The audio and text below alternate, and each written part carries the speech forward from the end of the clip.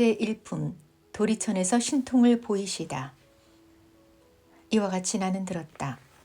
한때 부처님께서는 도리천에서 어머님을 위하여 설법하셨다. 이때 시방의 한량없는 세계에서 이루 말할 수 없이 많은 부처님과 보살 마하살들이 모두 법회에 와서 찬탄하셨다. 석가모니 부처님께서는 오타각세에서 불가사의한 큰 지혜와 신통력을 나타내시어 억세고 거친 중생들을 조복하여 고락의 법을 알게 하신다 하며 각기 시자들을 보내시어 세존께 문안드렸다.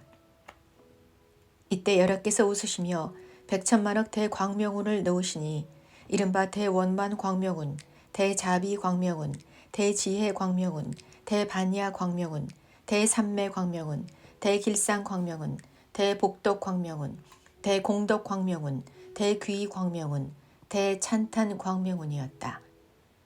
이루 헤아릴 수 없이 많은 광명운을 놓으시고 또 갖가지 미묘한 음성을 내시니 이른바 보시바람이름, 지게바람이름, 인욕바람이름, 정진바람이름, 선정바람이름, 반야바람이름, 자비음, 희사음, 해탈음, 무루음, 지혜음, 대지혜음, 사자후음, 대사자후음, 운내음, 대운내음이었다.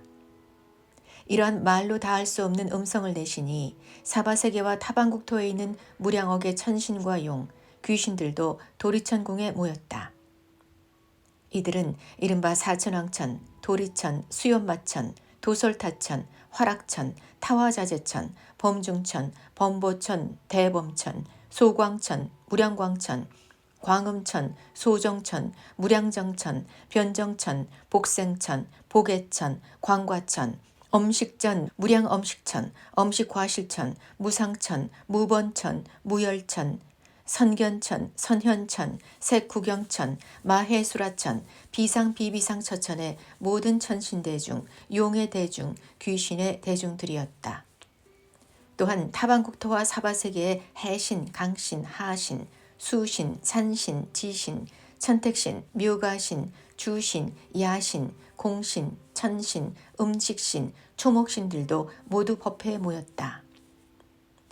또한 타반국토와 사바세계의 여러 큰 귀왕들인 이른바 악목귀왕, 담혈귀왕, 담정기귀왕, 담태란귀왕, 행병귀왕, 섭덕귀왕, 자심귀왕, 복리귀왕, 대경귀왕들이 법회에 모였다.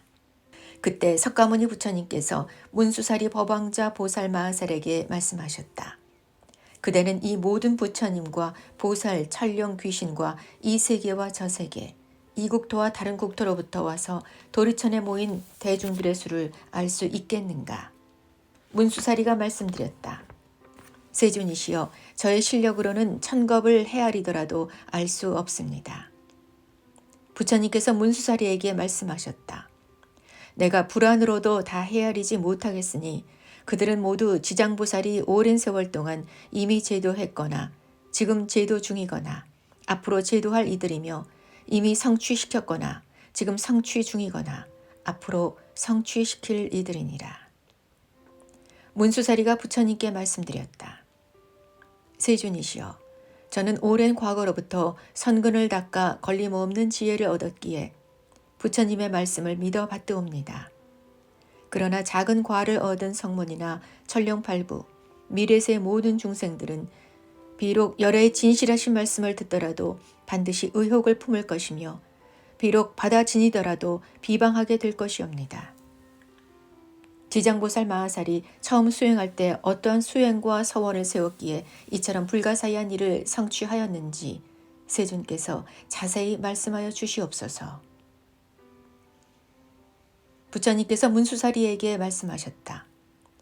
비유하자면 삼천대천 세계에 있는 수풀과 벼, 삼, 대나무, 갈대, 산, 돌, 티끌 등 이 많은 것 가운데 한 물건을 하나를 세고 그 하나를 한 개의 항아로 여겨서 그 항아의 모래 하나를 한 세기로 치고 그 세계 안에 있는 한 개의 먼지를 1겁으로 삼고 그 겁에 쌓여 있는 먼지의 수를 모두 겁이라고 하더라도 지장보살이 십지과일을 증득한 시간은 앞에서 비유한 수보다 1000배도 더 오래거늘 하물며 지장보살이 성문과 벽지불지에서 행한 일을 어찌다 비유할 수 있겠는가. 문수살이여, 이 지장보살의 위실력과 서원은 불가사의하다. 만약 미래세의 선남자 선여인이 이 보살의 이름을 듣고 찬탄하거나 우러러 예배하거나 이름을 부르거나 공양을 올리거나 형상을 그리거나 조성하거나 오치를 올린다면 이 사람은 마땅히 33천에 100번이나 태어나고 영원히 악도에 떨어지지 않으리라. 문수살이여, 이 지장보살 마하살은 아주 오랜 겁전에 어떤 장자의 아들이었다. 그때 부처님이 계셨으니 명호는 사자분신 구종만행열애였다.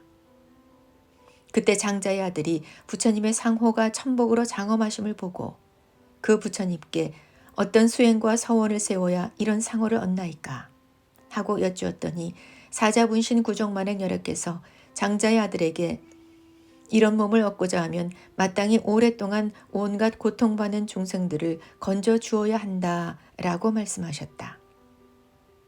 문수살이여, 그때 장자의 아들이 이 말씀을 듣고 나는 미래세에 헤아릴 수 없는 겁이 다할 때까지 죄로 고통받는 육도 중생을 모두 해탈케 하고서야 내 자신이 불도를 이루리라 하고 맹세하였다. 그 부처님 앞에서 이 대서원을 세우고 말로 다할 수 없는 백천만억 나유타 겁이 지난 지금까지도 보살로 있느니라.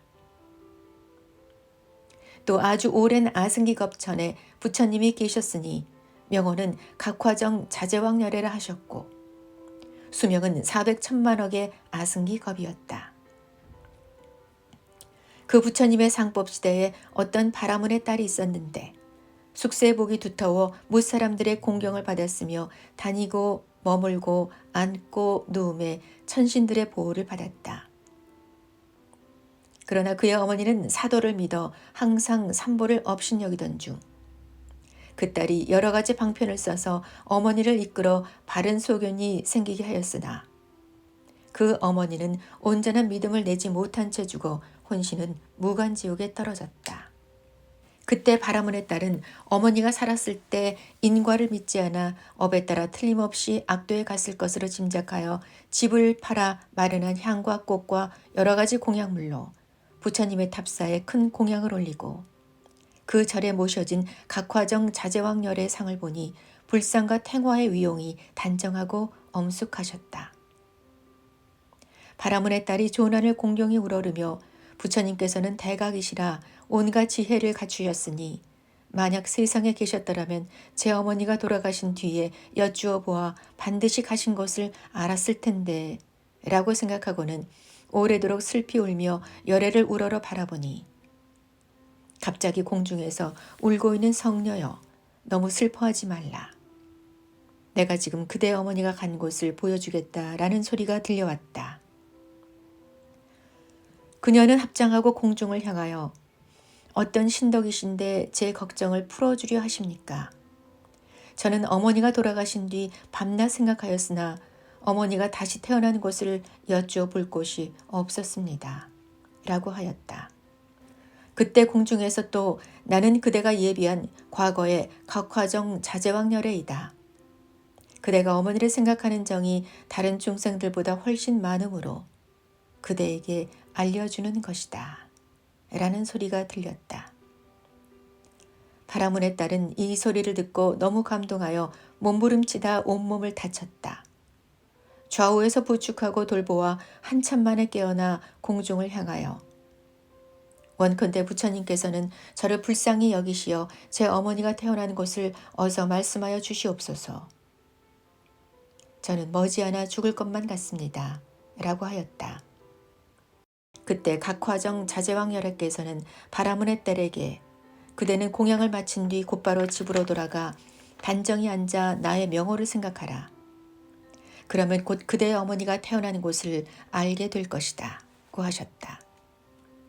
바라문의 딸은 예불을 마치고 부처님께 거듭 절하고는 곧 집으로 돌아와 단정히 앉아 어머니를 생각하며 하루 밤낮이 지나도록 각화정 자제왕열애를 연불하다 문득 보니 자신이 어떤 바닷가에 와 있었다.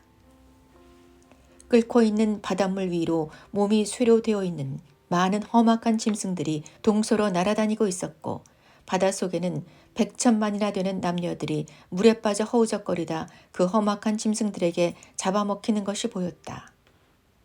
또 손과 눈이 여럿이고 다리와 머리도 여럿이며 입에서는 갈고리와 같이 날카로운 이가 밖으로 튀어나온 다른 야차들이 험악한 짐승들에게 죄인들을 몰아주기도 하고 거칠게 움켜잡아 발과 머리를 엮는 모양이 만 가지나 되어 참아볼 수 없었으나 바라문에 따른 연불력으로 아무런 두려움이 없었다. 이곳에 있는 무독이라는 귀왕이 다가와 머리 숙여 바라문의 딸을 맞으며 보살이시여 어떻게 이곳에 오셨습니까? 라고 하였다. 이곳은 어디입니까? 하고 바라문의 딸이 귀왕에게 물으니 이곳은 대처리산 서쪽 첫째 바다입니다. 라고 무독이 답했다. 처리산 안에 지옥이 있다는데 사실입니까? 하고 바라문의 딸이 물으니 그렇습니다. 라고 무독이 답했다.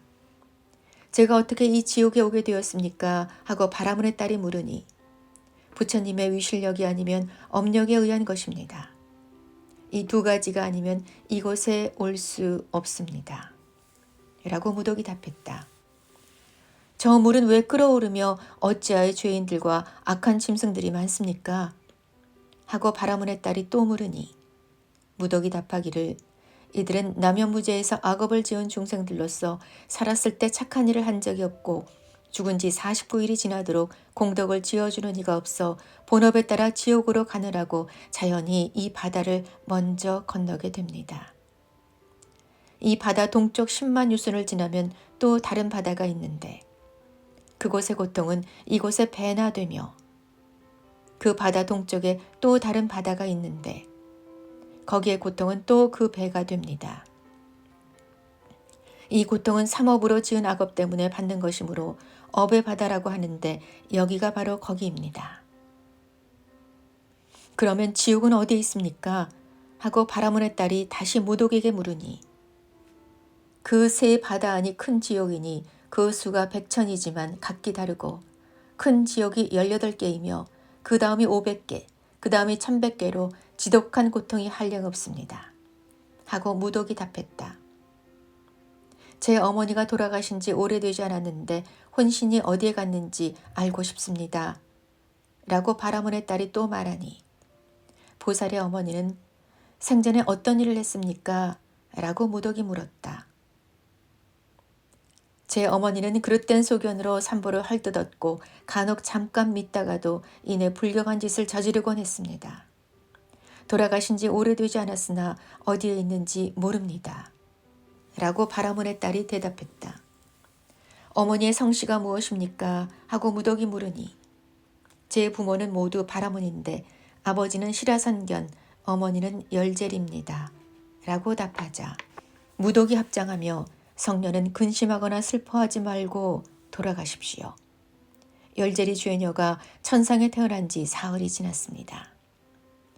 효순한 자식이 어머니를 위해 공양을 올리고 복을 닦아 각화정 자제왕열의 탑사에 보시한 공덕으로 성녀의 어머니뿐만 아니라 무간지옥의 죄인들이 함께 천상에 태어나는 즐거움을 얻게 되었습니다.